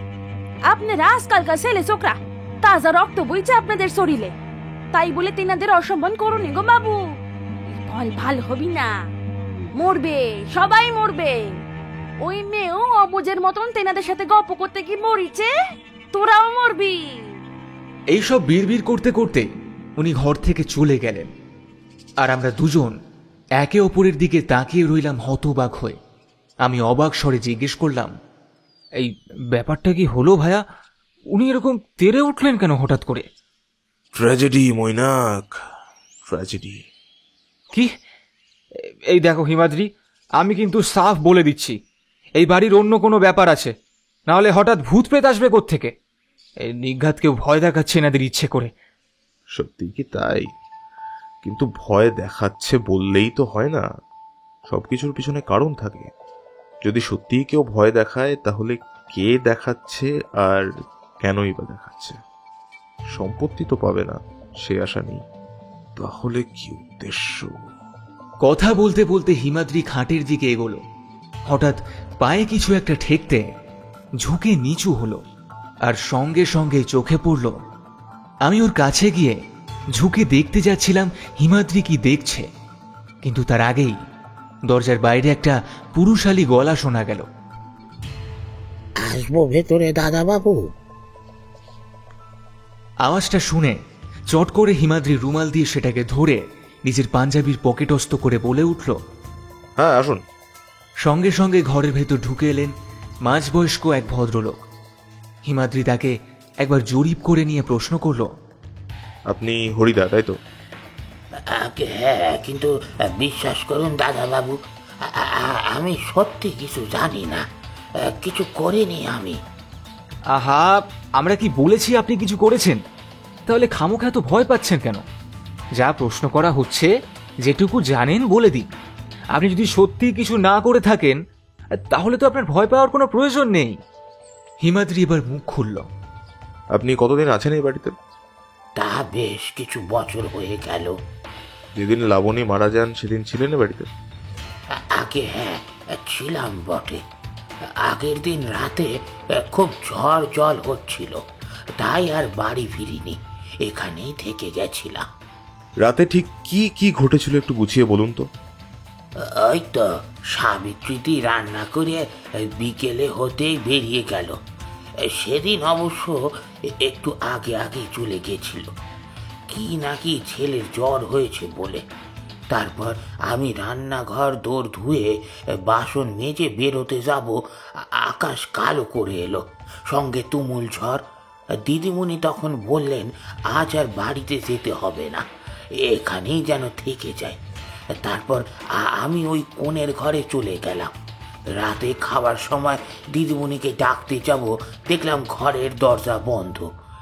হাঁক পারলাম, কিন্তু কোনো কারো শ্বাস শব্দ পেলাম না। ভাবলাম ঘুমিয়ে পড়েছে হয়তো। আমি সব খাবার দাবার ঢাকা দিয়ে নিজে একটু খেয়ে চলে গেলাম ঘুমাতে। পরের দিন ঘুম ভাঙলো সাবিত্রীদের হাঁকাহাঁকিতে।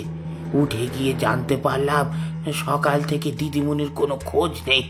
দরজা ধাক্কালেও কোনো আওয়াজ দিচ্ছে না ভেতর থেকে। আর আমি বললাম ঘুমোচ্ছে হয়তো, কিন্তু বুড়ি কিছুতেই মানতে চাইল না। তারপর ওই পাড়ার কয়েকটা ছেলেকে ডেকে দরজা ভাঙা হলো। এই বাড়ির কাঠের পুরনো দরজা ভাঙা কি চারটিখানি কথা? অনেকক্ষণ পর দরজা ভেঙে ঘরে ঢুকে দেখলাম দিদিমণি মেঝেতে উপর হয়ে পড়ে রয়েছে। দেখেই বোঝা যাচ্ছে শরীরে তখন আর প্রাণ নেই। কি দেখে বুঝলেন? হিমাদ্রি গম্ভীর গলায় জিজ্ঞেস করে উঠলে। হরি একটু হকচকিয়ে গেল। সে ঢোক গিলে বলে উঠল, কি দেখে বুঝলেন ওনার শরীরে আর প্রাণ নেই? চোখগুলো বন্ধ ছিল, মুখটা হা হয়েছিল। কাছে গিয়ে হাতে হাত রাখতে দেখলাম পুরো শরীর বরফের মতো ঠান্ডা। আচ্ছা, বেশ, ঠিক আছে, আপনি এখন আসতে পারেন, আবার দরকার পড়লে ডাকবো। হরিদা ঘাড় দুলিয়ে সম্মতি জানিয়ে চলে যেতেই সঙ্গে সঙ্গে ঘরে ঢুকল শ্যামল। যেন কান পেতে শুনছিল এই ঘরে কি কথোপকথন হচ্ছে। ঘরে ঢুকেই হিমাদ্রির দিকে তাকিয়ে উৎসুক হয়ে জিজ্ঞেস করল, কিছু বুঝলেন? হিমাদ্রি সেই প্রশ্নের উত্তর না দিয়ে পাল্টা প্রশ্ন করল, আপনার বোনের মৃত্যুর খবর শুনে আপনার কোন ডাক্তারকে ডেকেছিলেন? ওই তো আমার ফ্যামিলি ফিজিশিয়ান ডাক্তার মিত্রকে। একবার কথা বলতে হবে ওনার সাথে, সম্ভব হলে এক্ষুনি। শ্যামল তার কথার কোনো উত্তর না পেয়ে বরং পাল্টা প্রশ্নের সামনে পড়ে বোধহয় একটু বিরক্ত হয়ে গিয়েছে।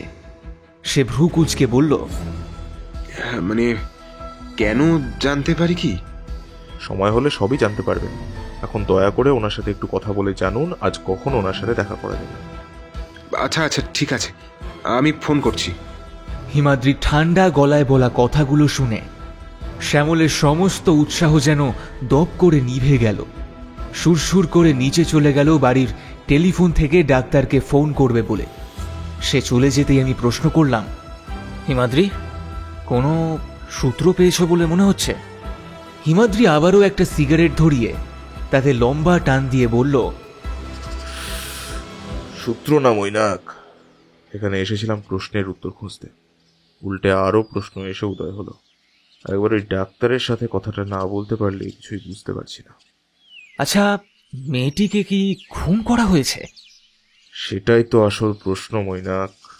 এই একটা জায়গায় গিয়েই তো সবটা গুলিয়ে যাচ্ছে। খুনকে কিভাবে হার্ট অ্যাটাক বলে চালাবে? অবশ্য হ্যাক হয় যদি ভয় দেখিয়ে, কিন্তু সিরিঞ্জের খাপটাই তো সব গন্ডগোল করে দিচ্ছে। সিরিঞ্জ মানে? ধুর বাবা, তখন থেকে যে কি যে বলে যাচ্ছ কিছুই তো বুঝতে পারছি না। একটু পরিষ্কার করে বলো না ভায়া। তখন খাটের সামনে কি করলাম বলো তো? কি করিয়েছ? আমি ঝুঁকে তো দেখতেও পেলাম না। তখনই শ্যামল ঘরে ঢুকে গেল, যেন অপেক্ষায় ছিল যে কখন হরি বেরোবে। ঠিক ধরেছ, কিন্তু দরজার পিছনে দাঁড়িয়ে শুধু কথা শুনলেই তো আর হবে না, নিজের অঙ্গ প্রত্যঙ্গগুলোর উপরেও তো খেয়াল রাখতে হবে। দরজাটা যে ভাঙা আর পর্দার পিছন থেকে যে পাটা স্পষ্ট দেখা যাচ্ছিল সেটা খেয়াল করেন। কাঁচা খেলোয়াড়। বলো কি গো? তার মানে কি ওই এসবের পেছনে আছে? নয়তো শুধু শুধু আড়ি পাতবে কেন? সেটা এখনই বলা যাচ্ছে না, দেখা যাক। এখনো কয়েকটা প্রশ্নের উত্তর পাওয়া বাকি আছে। আবারও আধ খাওয়া সিগারেটটা আমার হাতে ধরিয়ে দিয়ে একটা চেয়ারে একটু আরাম করে বসল হিমাদ্রি। আমি তাকে আবারও প্রশ্ন করলাম, আচ্ছা বললে না তো খাটের তলা থেকে তখন কি তুললে? একটা ইনজেকশন সিরিঞ্জের ছেঁড়া প্যাকেট। সিরিঞ্জটা হয়তো ফেলে দিয়েছে, কিন্তু প্যাকেটটা আর ফেলেনি। ইনজেকশনের সিরিঞ্জ? সেটা এই ঘরে কেন? মেয়েটির কি কোনো রোগ ছিল? আমার প্রশ্নের হিমাদ্রি কোনো উত্তর তো দিলই না, উল্টে গম্ভীর হয়ে গেল আরো। আমি আবারও বলে উঠলাম, কি গো বললে না তো মেয়েটির কি তাহলে কোনো রোগ ছিল? রোগ ছিল কি? দেখা যাক সত্যির আড়ালে আর কোন কোন সত্যি লুকিয়ে আছে। হিমাদ্রির রহস্যময় কথাবার্তার মাথামুন্ডু কিছু না বুঝলেও আমি এটুকু বেশ বুঝতে পারছিলাম, এখন আর তাকে ঘাঁটানো উচিত হবে না। হিমাদ্রি এখন মাথায় এক এক করে সূত্র সাজাতে ব্যস্ত। এই সময় তাকে হাজার প্রশ্ন করলেও কোনো উত্তর মিলবে না। তাই আমি আর কি করি, টেবিলের ওপরের বই খাতাগুলোকে নাড়াচাড়া করতে লাগলাম। হিমাদ্রি নিজের মনেই চিন্তা করে যাচ্ছিল। আমি বইপত্রগুলো ঘাঁটতে গিয়ে হঠাৎই একটা জিনিস দেখতে পেয়ে হিমাদ্রিকে চেঁচিয়ে ডাকলাম। হিমাদ্রি এক প্রকার চমকে উঠল। দেখে মনে হলো যেন হঠাৎ ডাক শুনে চিন্তার জাল ছিঁড়ে গেল। জানলার দিক থেকে মুখ ঘুরিয়ে আমার দিকে তাকিয়ে চোখ কুঁচকে হিমাদ্রি এগিয়ে এলো আমার দিকে। আমি বিস্মিত গলায় বললাম, হিমাদ্রি একবার দেখো, এটা কি অপূর্ব, অসাধারণ, অনবদ্য। হিমাদ্রি সাদা কাগজটা হাতে নিয়ে তাকিয়ে দেখল সেখানে সুন্দর করে চিত্রিত রয়েছে একটা ছবি। একটা অন্ধকার ঘরে দাঁড়িয়ে রয়েছে একটা অবয়ব, আর বিছানায় চোখ বন্ধ করে শুয়ে আছে একটা বাচ্চা, ঠিক যেন একটা জীবন্ত আঁকা ঠিকরে বেরিয়ে আসতে চাইছে। নিচে লাবণীর হস্তাক্ষর করা। হিমাদ্রি চারপাশে একবার তাকিয়ে কাগজটাও ঢুকিয়ে নিল নিজের পকেটে। তখনই বাইরে থেকে পায়ের আওয়াজ পাওয়া গেল। শ্যামল হন্তদন্ত হয়ে ঢুকলো ঘরে। ঢুকেই হিমাদ্রিকে বলে উঠল, হিমাদ্রি বাবু, উনি এখনই যেতে বললেন। আমি ফোন করেছিলাম, বললেন আজ আর চেম্বারে বসবেন না, তাই বাড়িতেই ডাকলেন। বেশ, চলুন তবে। ঘর থেকে বেরোবার সময় হিমাদ্রি শেষবারের মতো ঘরটার উপর একবার চোখ বুলিয়ে নিল, তারপর বেরিয়ে গেল। ঘণ্টাখানেক পর ডাক্তার মিত্রর বাড়ির বৈঠকখানায় বসে আছি আমি আর হিমাদ্রি। শ্যামল আমাদের বাড়ির সামনে পৌঁছে দিয়েই বেরিয়ে গেছে। ওকে আবার দোকানে যেতে হবে। হাতঘড়ি জানান দিচ্ছে দুপুর 1টা বাজে। কিছুক্ষণ বাদে সেখানে প্রবেশ করলেন একজন আন্দাজ 60-65 বছরের ভদ্রলোক। চুলগুলো সবই সাদা হয়ে গেছে। ওনার পেছন পেছন সেখানে প্রবেশ করলো আরও একজন, যার চেহারা বলে দিচ্ছে সে এই বাড়ির কাজের লোক। তার হাতে ট্রে, সেখানে জলের গ্লাস আর প্লেটে কয়েকটা সন্দেশ রয়েছে। আমাদের সামনে সেগুলো নামিয়ে রাখতে বলে প্রথম ভদ্রলোকটি বিনম্র কণ্ঠে বলে উঠলেন, বলছিলাম দয়া করে এইটুকু একটু মুখে দিন। দুপুরবেলা এসেছেন, একেবারে খালি মুখে প্লিজ যাবেন না। আসলে কি জানেন তো, আমার স্ত্রী এসব কিছু ভীষণ বিচার আচার করেন। হিমাদ্রি একবার হেসে তাকে বলল, আপনি তো লাবণীর মৃত্যুর খবর পেয়ে সেখানে গিয়েছিলেন। হ্যাঁ, সেদিন সকালে সবেমাত্র ঘুম থেকে উঠে বাজার করে ফিরেছিলাম। হঠাৎ শ্যামল ফোন করে আমাকে যেতে বলল। কি দেখুন না, আহারে, অত কুচি মেয়েটা এত অল্প বয়সেই চলে গেল। অবশ্য কপালটাই খারাপ ওর। কেন, শুধু কি বাবা মা ছোটবেলায় মারা গেছে বলেই কথাটা বললেন? ডাক্তারবাবু দীর্ঘ নিঃশ্বাস ফেলে বলে উঠলেন, শুধু কি তাই, জন্ম থেকেই মেয়েটার কপাল পোড়া। প্রথমে বাবা মাকে হারালো, তারপর মেয়েটার মাথাটাও পাগল হয়ে গেছিল। সারাক্ষণ নিজের বাবা মাকে কল্পনা করত। মামা মামির বাড়িতে দুবেলা খেতেও পেত না। ওরা বোধহয় একবেলা খেতে দিত আর বাকিটা জল খেয়েই কাটাতো। হোস্টেলে গেল, সেখান থেকেও ফেরত পাঠিয়ে দিল। তারপর যে কি হলো কে জানে। হঠাৎ নিজের বাড়িতে থাকবে বলে বায়না শুরু করলো। ব্যাস, ওরাও ঝাড়া হাত পা হয়ে ওকে পাঠিয়ে দিল ওখানে। কি খেত না খেত কে জানে, শেষে তো মরেই গেল। আচ্ছা, ওর মৃত্যু কি সত্যি হার্ট অ্যাটাকেই হয়েছিল? বা বা কোনো অস্বাভাবিকতা লক্ষ্য করেছিলেন ওনার মৃতদেহে? কথাটা শুনেই একটু চমকে উঠলেন উনি। তারপর খানিকক্ষণ উসখুস করে বলে উঠলেন, বলছিলাম, আপনার সঙ্গে একটু একা কথা বলা যাবে? হিমাদ্রি একবার আমার দিকে তাকিয়ে মাথা নাড়িয়ে সম্মতি জানাতে দুজনে উঠে ঘরের ভেতরের দিকে চলে গেল। বেচারা আমি আর কি করব, প্লেটে রাখা সন্দেশটা নিয়ে এক কামড়ে শেষ করে উঠে পাশের র্যাক থেকে একটা বই নিয়ে পাতা উল্টাতে লাগলাম।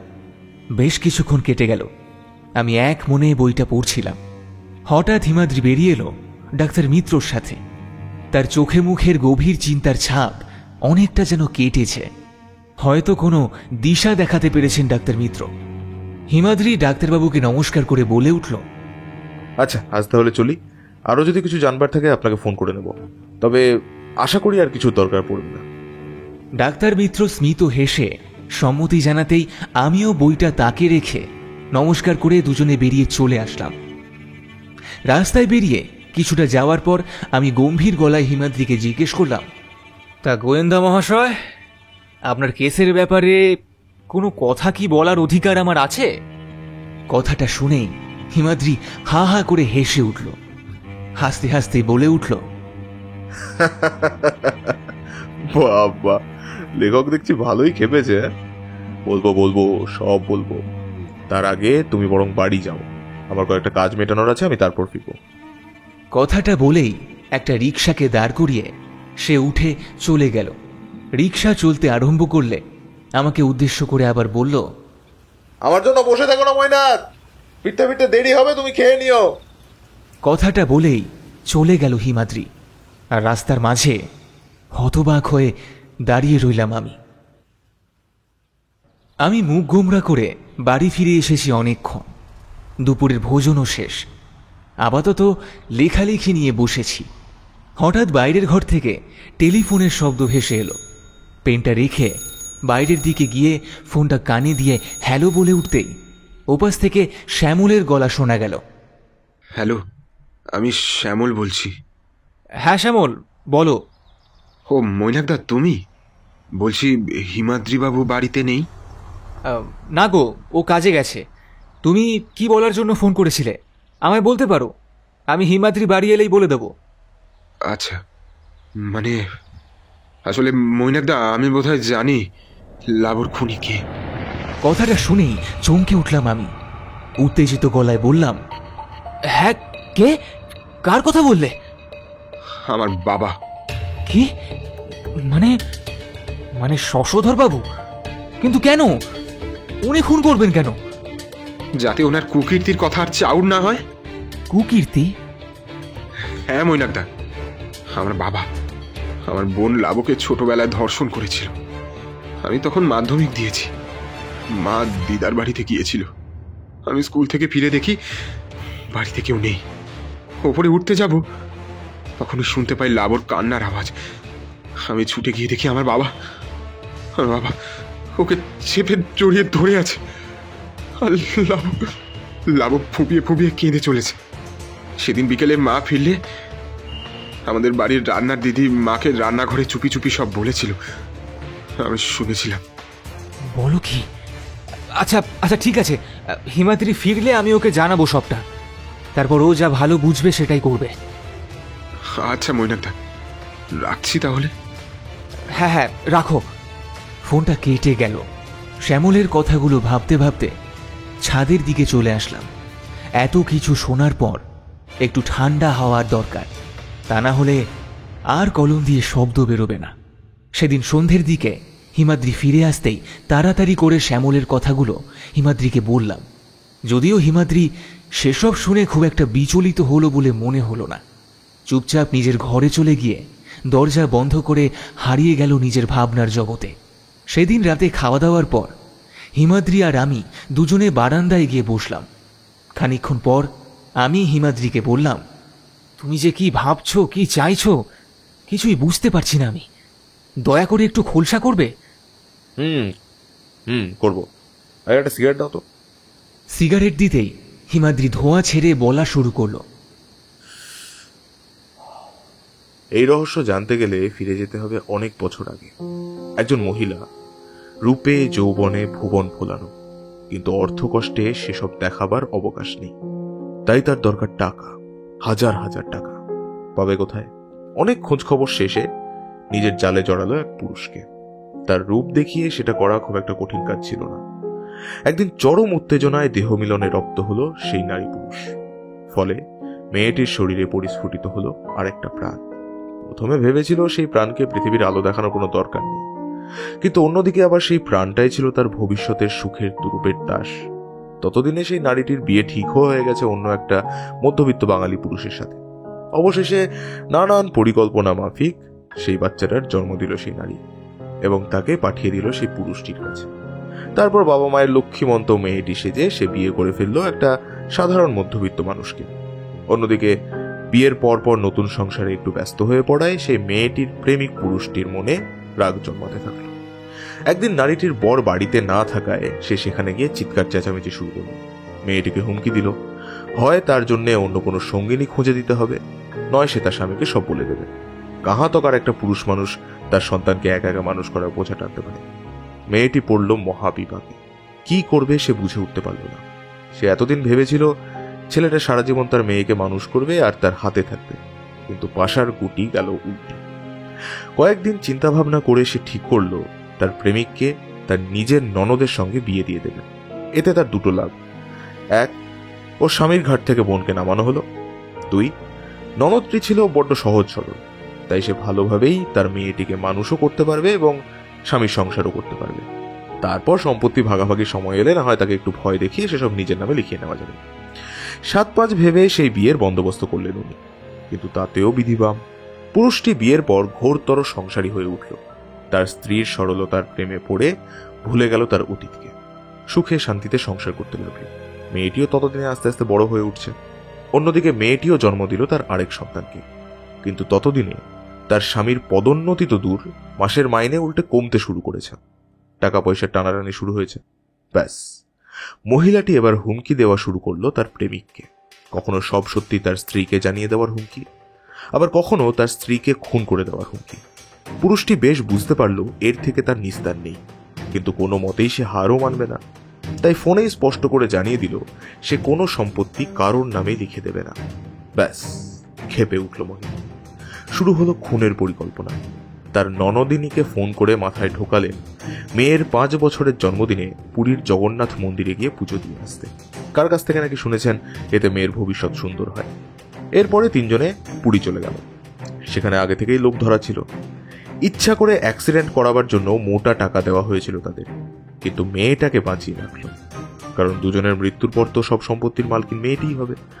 তারপর শুরু হলো আসল খেলা। স্বামী রকজটা হলেও তাকে ছলে বলে কৌশলে রাজি করিয়ে বাবা মা মরা মেয়েটিকে নিয়ে চলে এলো নিজের কাছে। আদর্শ মায়ের মতন আগলে রাখার নাটক করা শুরু করলো। কিন্তু ওনার স্বামী স্বার্থপর মানুষ, এসব আলগা পীড়িত দেখে রেগে যেত। একদিন স্ত্রী আবার বুদ্ধি করে মেয়েটিকে হোস্টেলে পাঠিয়ে দিল। কম খরচায় থাকবে, খাবে, পড়াশোনা করবে, দায়িত্ব কম। কিন্তু সেখানেও বাঁধল বিপত্তি। মেয়েটি রাত হলেই কার সঙ্গে যেন কথা বলতো। স্বাভাবিকভাবেই হোস্টেলের মেয়েরা ভয় পাওয়া শুরু করলো। হোস্টেল থেকে তাকে ফেরত পাঠিয়ে দেওয়া হলো বাড়িতে। তার স্কুলেও কথাটা ছড়িয়ে পড়লো, অতএব সেই পাঠও বন্ধ।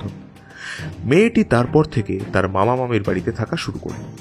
এদিকে তার মামার আবার এসব সহ্য হচ্ছিল না, তাই ধমক ধমক দিয়ে মেয়েটির একবেলা খাওয়া বন্ধ করে দিল। সব ঠিক মতোই চলছিল।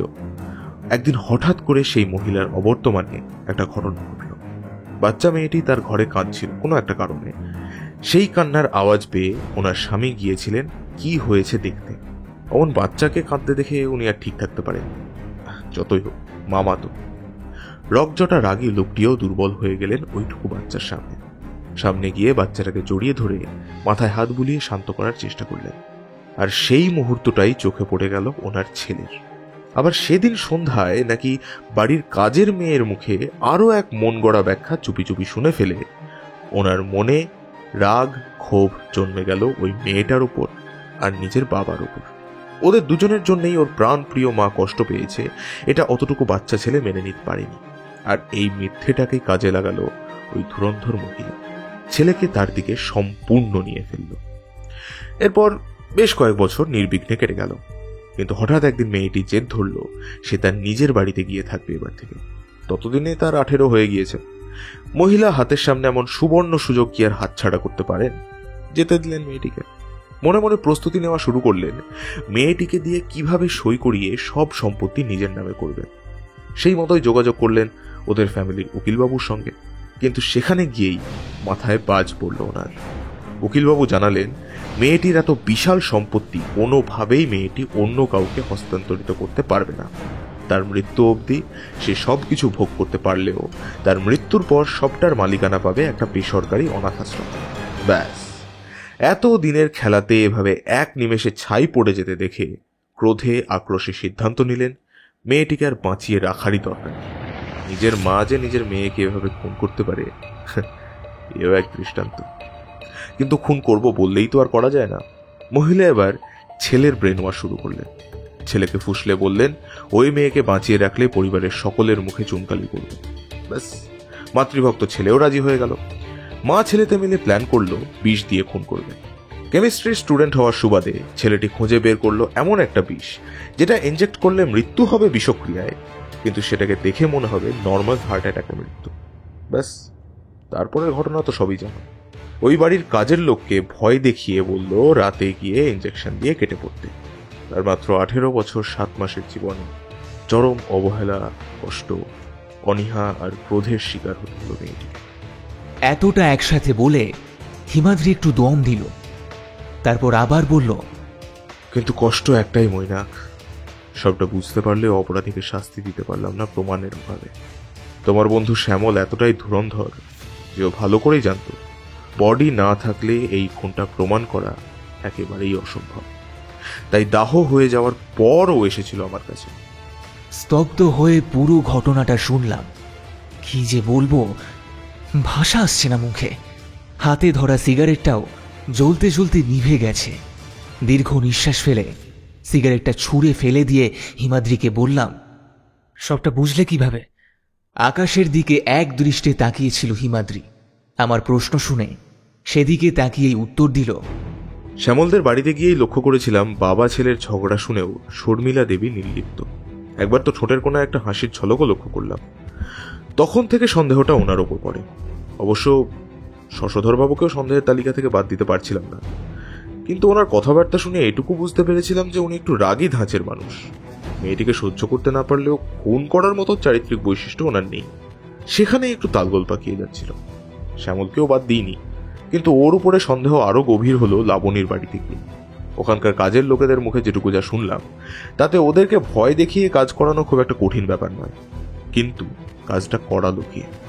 তখনই আবার ঘরের সিন্দুক থেকে পেলাম একটা ছোট্ট পকেট ডায়েরি, যার প্রত্যেকটা পাতায় মেয়েটি লিখে রাখতো রোজ রাতে তার বাবা মায়ের সাথে কি কথা হলো। আবার তার হাতে আঁকা কোনো এক রাতের দৃশ্য তুমি উদ্ধার করলে। তখন অবশ্য জানতাম না মেয়েটির মৃত্যু কিভাবে হয়েছে। সেই প্রশ্নের উত্তর এলো খাটের নিচে যখন পেলাম একটা ইনজেকশনের সিরিঞ্জের প্যাকেট। পুরো ব্যাপারটা আরো স্পষ্ট হলো ডক্টর মিত্রের বাড়িতে গিয়ে। উনি জানালেন যখন মেয়েটির মৃতদেহ পরীক্ষা করছিলেন উনি, তখন মেয়েটির হাতের কাছে একটা জায়গায় নীলচে হয়ে ফুলেছিল। উনি ভেবেছিলেন কোনো পোকামাকড়ের কামড় খেয়েছে হয়তো, কিন্তু আমি প্রশ্ন করায় উনি আমাকে ওনার খটকার কথা জানান এবং ওখানেই আমার সন্দেহটা জমাট বাঁধে।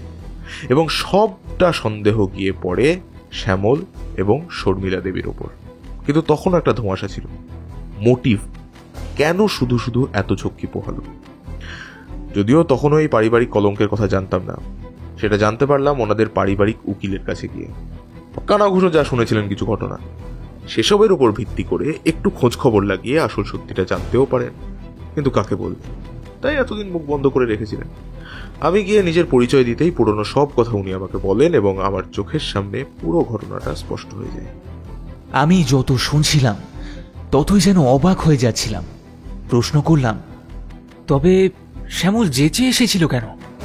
হিমাদ্রি ব্যঙ্গাত্মক হেসে বলে উঠল, প্রতিশোধ স্পৃহা যে কি ভয়ানক মইনা।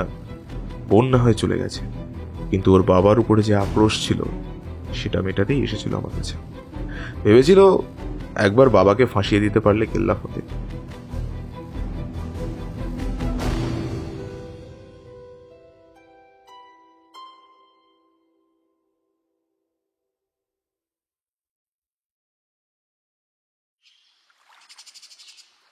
কিছুদিন পর আগের দিনের মতোই গঙ্গার ঘাটে বসে আছে হিমাদ্রি আর মাধবী।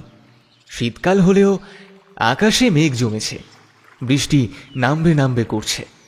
হিমাদ্রি এতক্ষণ কেসের পুরো ঘটনাটা মাধবীকে বলছিল। সবটা শুনে মেয়েটার চোখ এখনো ছলছল করছে। আকাশের দিকে শূন্য চোখে তাকিয়ে মাধবী বলে উঠল, আচ্ছা হিমাদ্রি বাবু, লাবণী কি দোষ করেছিল বলতে পারেন? ও তো নিষ্পাপ, তবে কেন ওকে এভাবে এতটা অবহেলা পেয়ে চলে যেতে হলো? একটা দীর্ঘশ্বাস ফেলে হিমাদ্রি বলে, এটাই জীবন মাধবী, এটাই জীবন। আজ আমরা নিজেদেরকে স্বাধীন দেশের বাসিন্দা বলে দাবি করি ঠিকই, কিন্তু সত্যিই কি আমরা স্বাধীন হতে পেরেছি? নিজেদের লোভ, লালসা এখনো যে আমাদের খাঁটি মনটাকে পরাধীনতার শিকলে আষ্টে পৃষ্ঠে বেঁধে রেখেছে। এর থেকে আদৌ কি কোনোদিন মুক্তি সম্ভব? মাধবী দীর্ঘ নিঃশ্বাস ফেলে আবারও বলে উঠল, আচ্ছা, লাবণী রাতে কার সাথে কথা বলতো? আর ওই চিঠিটার মানেটা কি, যেটা শ্যামল বাবু আপনাকে দিয়েছিল? আচ্ছা, ও কি সত্যি বুঝতে পেরেছিল যে ওকে এবার চলে যেতে হবে? যদি সত্যি তাই হয়, তাহলে জানলো কিভাবে?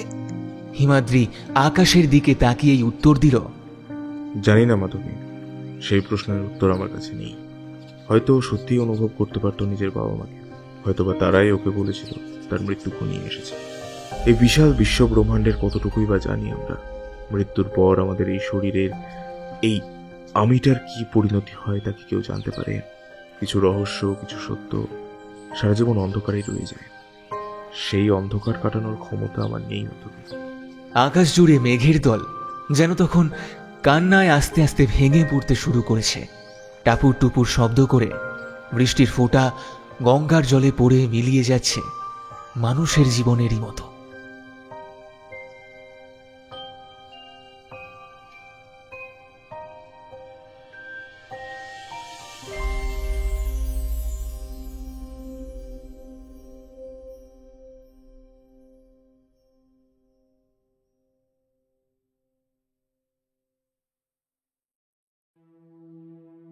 শেষ হল লেখিকা সিঞ্জিনী চক্রবর্তীর কলমে জীবন মৃত্যুর খেলা।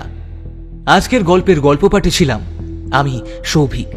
গল্পে হিমাদ্রি মিত্রর চরিত্রে মৈনাক, মাধবীর চরিত্রে রূপাঞ্জনা, মাধবীর দাদা এবং ডাক্তার মিত্রর চরিত্রে রমাকান্ত, হারাধনের চরিত্রে আমি সৌভিক, লাবণীর চরিত্রে অদ্রিজা, লাবণীর মামি অর্থাৎ শর্মিলা দেবীর চরিত্রে পূজা, লাবণীর মামা অর্থাৎ শশধর বাবুর চরিত্রে কুমারজিৎ, লাবণীর মা এবং সাবিত্রী মাসির চরিত্রে মৌপিয়া, শ্যামলের চরিত্রে সৌমদীপ, হোস্টেল ওয়ার্ডেনের চরিত্রে সৃষ্টি।